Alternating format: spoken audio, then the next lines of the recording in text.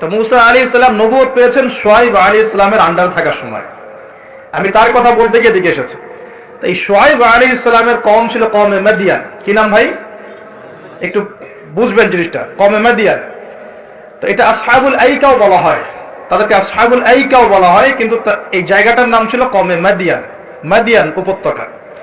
এখন শুআয়ব আলাইহিস সালাম খুব চমৎকার একজন বাগ্মী ছিলেন। বাগ্মী বলতে যিনি খুব সুন্দর করে কথা বলতে পারেন।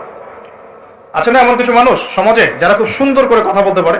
তো শুআয়ব আলাইহিস সালাম নবীদের মধ্যে চমৎকার করে কথা বলতে পারতেন, এবং তার সাথে যুক্তি তর্কে কেউ পারত না।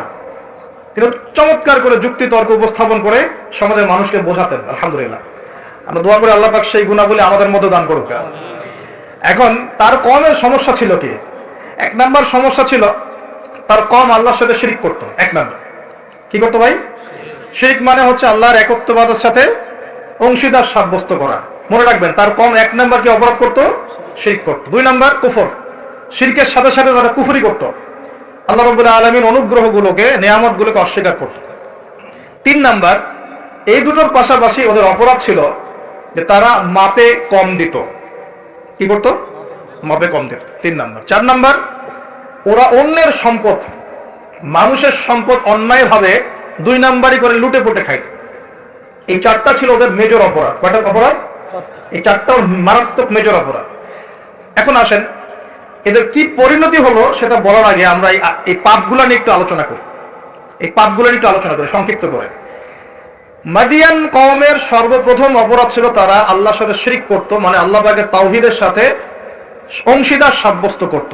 এখন এই শিরকটা কিন্তু প্রত্যেক যুগেই নবীদের সময় হয়েছে, এবং আমাদের নবী মুহাম্মদ সাল্লাল্লাহু আলাইহি ওয়াসাল্লাম তার জামানাতেও কিন্তু আবু জেহেল, আবু লাহাব, উতবা, সাইবা এরা কিন্তু শিরক করেছে।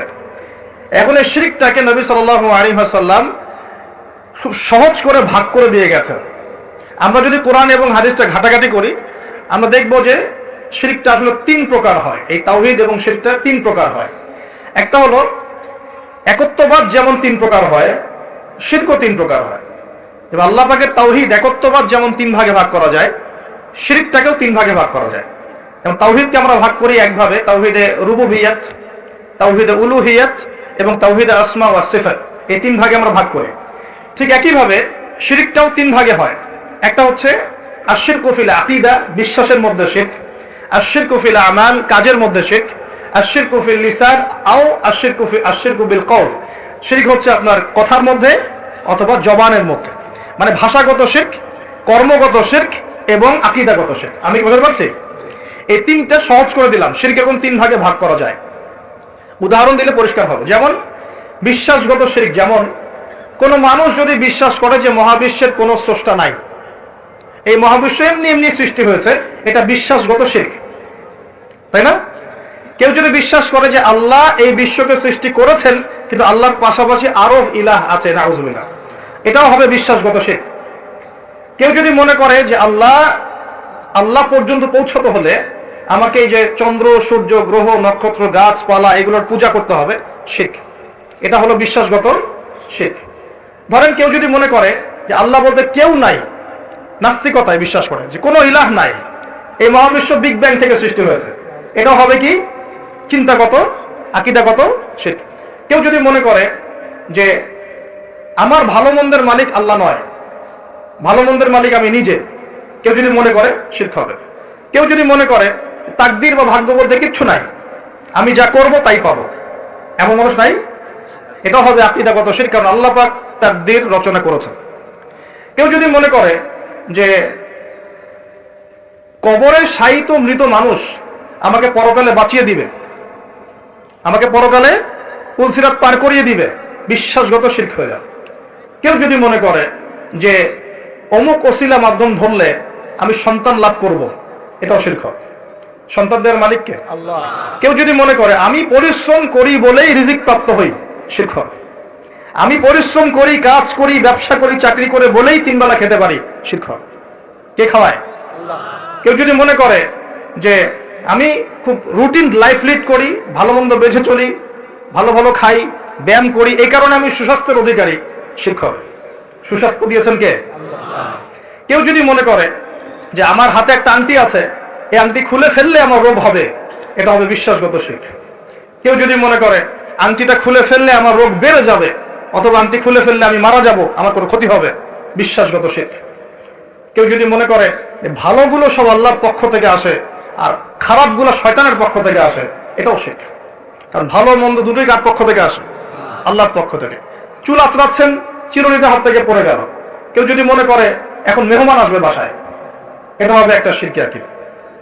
বাসা থেকে বের হয়েছেন, হঠাৎ করে হোঁচট খেলেন, এই কাপড়টা আটকে গেল, আপনি মনে করছেন হয়তো বাইরে গেলে কোনো অমঙ্গল অকল্যাণ হতে পারে, বিশ্বাস করলেই শিরক।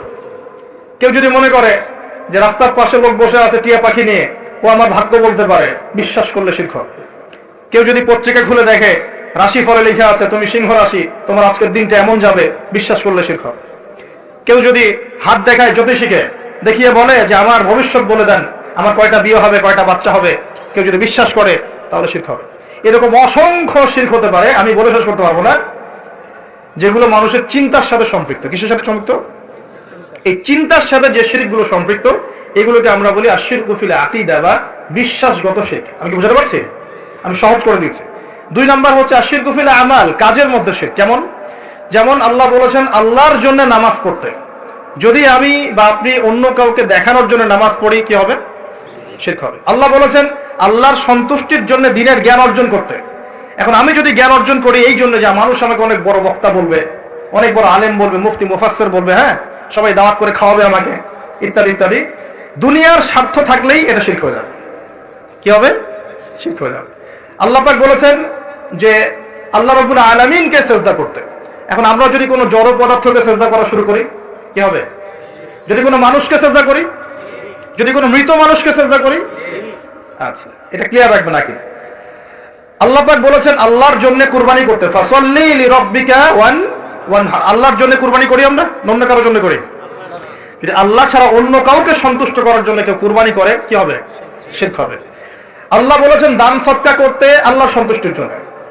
এখন আমি দান সদকা করলাম, বড় একটা ফুটানি, যে আমাকে মানুষ বড় দানবীর বলবে, এরকম বিশ্বাস করলে, মনের মধ্যে নিয়ত থাকলেই শিরক হয়ে যাবে। হজ করতে বলেছেন আল্লাহ পাক আল্লাহকে সন্তুষ্ট করার জন্য। এখন আপনি হজ করে আসলেন এবং টাইটেল লাগিয়ে বেড়াচ্ছেন আমি অমুক আলহাজ হাজি সাহেব, ঠিক আছে? মানুষ আমাকে আলহাজ বলবে, হাজি সাহেব বলবে, মানুষ আমাকে তখন ভোটটা দিবে, ভোটের সময় তখন আমাকে মানুষ ভোটটা দিবে। ওই স্বার্থ যদি থাকে শিরক হয়ে যাবে। আমি বুঝাতে পারছি না মনে হয়। ইবাদত বন্দেগীর ক্ষেত্রে যদি আল্লাহর সন্তুষ্টি ছাড়া অন্য কারো সন্তুষ্টি উদ্দেশ্য থাকে, শিরক হয়ে যাবে। বুঝতে পারছি কি? আচ্ছা, যেমন নজর মানত করতে হয় কার জন্য? আল্লাহর জন্য। আপনি যদি অন্য কাউকে সন্তুষ্ট করার জন্য নজর মানত করেন, কি হবে? শিরক হবে। আল্লাহ রাব্বুল আলামিন তার কাছে দোয়া করতে বলেছেন। এখন আপনি যদি অন্য কারো কাছে দোয়া করা শুরু করেন, চাওয়া শুরু করেন, কি হবে? আল্লাহ পাক আল্লাহর জন্য কুরবানি করতে বলেছেন। কিছু মানুষ জিনদের জন্য কুরবানি করে এখনো সমাজের মধ্যে, জিনকে বশ করার জন্য, তাবে করার জন্য এবং জিন কেন্দ্রিক জাদুবিদ্যার চর্চা করার জন্য মানুষ জিনদের সামনে কুরবানি করে এখনো। পার্বত্য অঞ্চলগুলো ঘুরলে আপনারা দেখতে পাবেন। এবং মানুষ জাদুবিদ্যার চর্চাও করে। কেউ যদি কুফরি, তন্ত্র মন্ত্র, এইসব জাদুবিদ্যার চর্চা করে, শিরক হয়ে যায়। এরকম প্রচুর কাজ আছে যেগুলো আমলগত শিরক, কাজগত শিরক। একটা গেল চিন্তাগত শিরক, একটা গেল কি কাজগত, আমলগত শিরক। আরেকটা হতে পারে কথায়, লিসান বা জবানে, আল কওল ফিল কওল, কথা জবান এগুলোর মধ্যে শিরক হতে পারে। যেমন এই যে যদি আপনাকে জিজ্ঞাসা করি ভাই কেমন আছেন, তো বলবো যে আপনার দোয়ায় ভালো আছে, আপনার দোয়ায় ভালো আছে। যদি বলতেই হয় বলতে হবে আলহামদুলিল্লাহ আপনার দোয়ায় ভালো আছে, আলহামদুলিল্লাহ আল্লাহর সন্তুষ্টি, আল্লাহর ইচ্ছা, অতঃপর আপনার দোয়ায় ভালো আছে। জিজ্ঞাসা করছি আপনার মা কেমন আছে, যদি কেউ বলে মা খুব অসুস্থ ছিল, ভাগ্যিস একজন ভালো ডাক্তার পেয়েছিলাম, না হলে মাকে বাঁচানো যেত না, কথা বলার সাথে সাথেই শিরক হয়ে গেছে। বুঝতে পারছেন না মনে হয়? কেউ যদি বলে যে আগামীকাল বৃষ্টি হবে, আগামীকাল বৃষ্টি হবে, এখনো কিন্তু বৃষ্টির কোনো আলামত দেখা যাচ্ছে না, এমনি বললো যে আগামীকাল বৃষ্টি হবেই, বলার সাথে সাথে কি হবে? যদি এভাবে বলে যে আকাশে মেঘ দেখা যাচ্ছে, ইনশাআল্লাহ আগামীকাল বৃষ্টি হতে পারে, তাহলে শিরক হবে না, তাহলে শিরক হবে না। আপনি কি করবেন? ইনশাআল্লাহ আমি আগামীকাল এই কাজটা করব, আমি আগামীকাল এই অমুক কাজটা করব, এই কথাটা বললে শিরকের গন্ধ থাকবে। যদি বলেন ইনশাআল্লাহ আমি আগামীকাল এই কাজ করব, তাহলে ঠিক আছে। এরকম অনেক। নাম কি? বলছে আমার নাম শাহিন শাহ। নাম কি? শাহিন শাহ, আমার রাজাদের রাজা, রাজাদের রাজা। কে রাজাদের রাজা? নামগত শিরক হয়ে গেছে। অনেক সময় আমরা নাম নিয়ে অনেক মস্করা করি না, বলি যে কি মফিজ, হ্যাঁ, তারপরে অনেক বিভিন্ন নাম বলি, খালেক, এই খালেক, এই মফিজ, এইভাবে নাম ধরে টাকা যাবে। আপনি সম্মানের সাথে বলতে হবে আব্দুল খালেক। কি বলতে হবে? আব্দুল খালেক। খালেক ও কি সৃষ্টিকর্তা নাকি সৃষ্টিকর্তার বান্দা? কোনটা? এরকম কথায় আমরা প্রচুর শিরক করি। অনেকে তো পলিটিক্যালি বলেন জনগণই সমস্ত ক্ষমতার উৎস, তাই না? এই শব্দ শোনে নাই মনে হয়? জনগণ সমস্ত ক্ষমতার উৎস। আল্লাহ পাক সূরা মুলকে কি বলছেন? তাবারাকাল্লাযী বিয়াদিহিল মুলক, তাবারাকাল্লাযী, বরকতময় সেই সত্তা যার হাতে সমস্ত ক্ষমতা। কুলিল্লাহুম্মা মালিকাল মুলক, মুলকের মালিক কে? রাজত্বের মালিক কে? রাজত্বের মালিক জনগণ, আল্লাহ। যদি আল্লাহ রাব্বুল আলামিনের বিধিবিধানগুলোকে, আল্লাহ পাকের বিধিবিধানগুলোকে কেউ মনে করে যে না এই বিধিবিধানগুলো এখন চলে না, আগে চলতো, এটা বলার সাথে সাথে শিরক হয়ে গেছে। বুঝতে পারছেন না?